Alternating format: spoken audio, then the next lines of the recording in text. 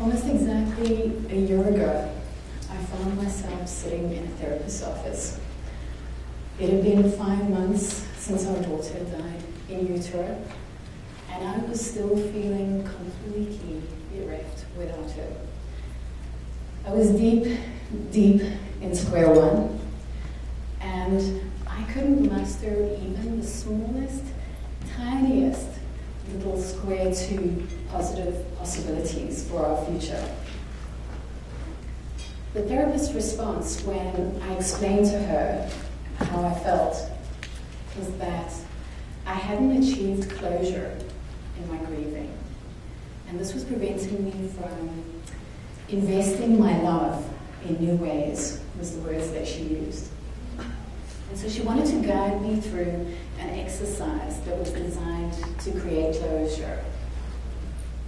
Now, I learned about this concept of closure in my social work studies, and I'd even taken a few clients through similar kinds of exercises to try to create this closure, this concept I learned about, before I had my own personal experience of grief.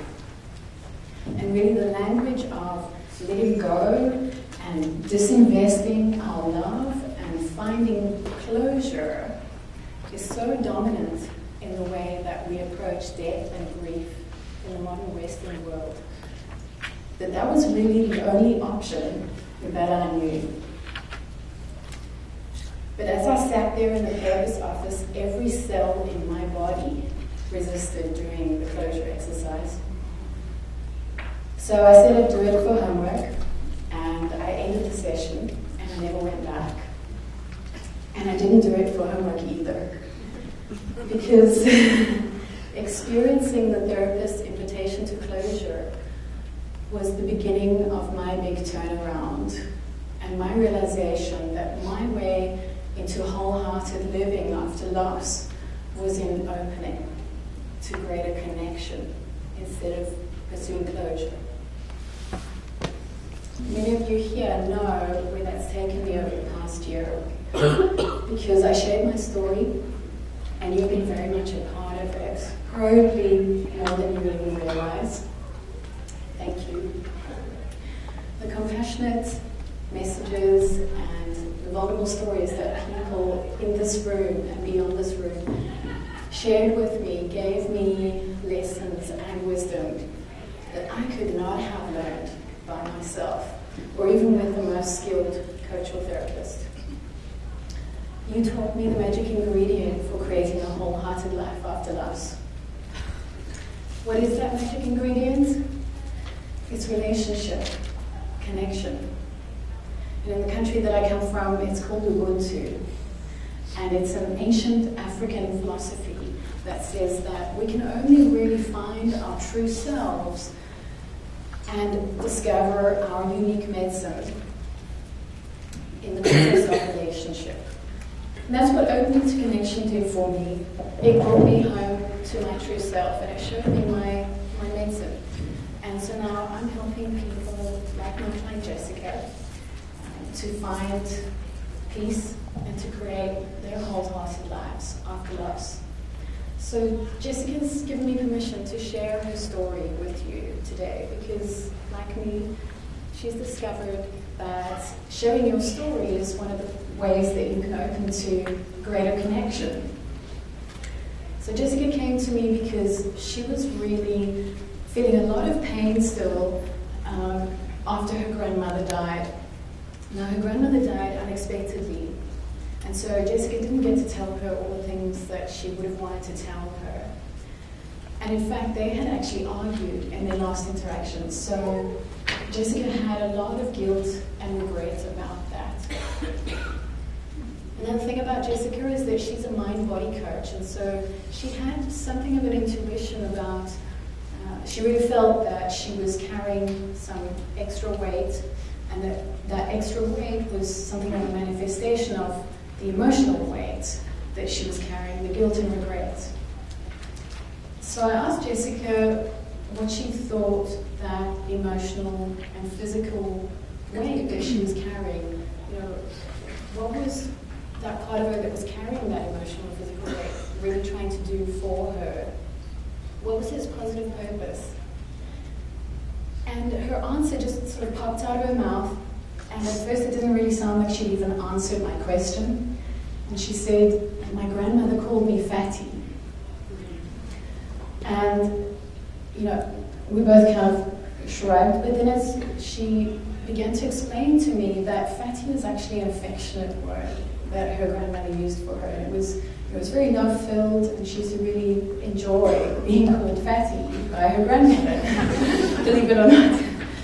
But as she explained that, the penny dropped, and she realized that the part of her that was carrying that extra physical and emotional weight was trying to do that as a way to try to experience an ongoing connection with her grandmother. So I invited Jessica to consider, what if relationships and conversations don't have to end when people die? What if we can experience an ongoing connection with our loved ones even after death? So we explored that, and you know, the things that Jessica came up with, the ways that she feels connected with her grandmother are that she has her grandmother's complexion, and so she sometimes catches glimpses of her grandmother's face in the mirror when she sees herself. She has some values and personality traits that she brings forward in her life from her grandmother, her persistence and her confidence. And even some tangible things like when she wears her grandmother's jewelry, she feels more connected to her grandmother, or when she walks around the house in her grandmother's red socks. So by the end of the session, Jessica had completely discarded the modern Western cultural idea of closure, and she opened to what she really wanted instead, which was connection. And just like I'd experienced in my grief journey, that's when the magic really started to happen. The next morning, I got a very joyful email from Jessica. That night, after our session, she had a dream about her grandmother. Her grandmother came to her and she said, I waited so long for you, because it had been 2 years since she died.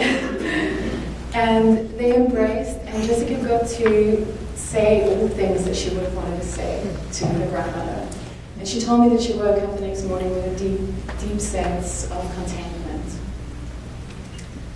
And while her weight really was not the central issue, and I'm not a weight loss coach, I know that the weight loss coaches here and the mind-body coaches won't be at all surprised to hear that when Jessica got on the scale that morning, she was 5 pounds lighter.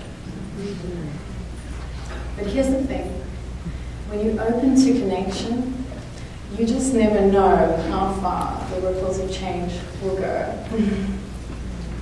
So Jessica wrote an article about her experience of opening to connection with her grandmother, and I posted it on my website. And a few days later, I got another joyful email from Jessica. She had received a flood of messages from people, from friends, family, and strangers, and people, you know, who knew about her grandmother's death 2 years earlier, but hadn't really said anything back then. Just this flood of compassionate responses. One of those responses was from a cousin that she'd lost contact with a couple years earlier. And they reconnected. And now her connection with her cousin is another way that she experiences and enjoys her ongoing connection with her grandmother. Jessica's email ended with the words, I have so much love in my life. And lots of exclamation marks. And that's the nub of it. When we choose to open to greater connection instead of pursuing closure, love is what we get. And love is the reason for grief, sure, but it's also the salve that soothes grief. And so we need to keep it flowing. It's time that we stop treating our love like it's a finite resource. People who are grieving don't have to disinvest their love or get closure in order to let new love in. What they really need is others permission and support to open to greater connection with the people that they love, both the living and the dead, because that's how you expand your heart and let them know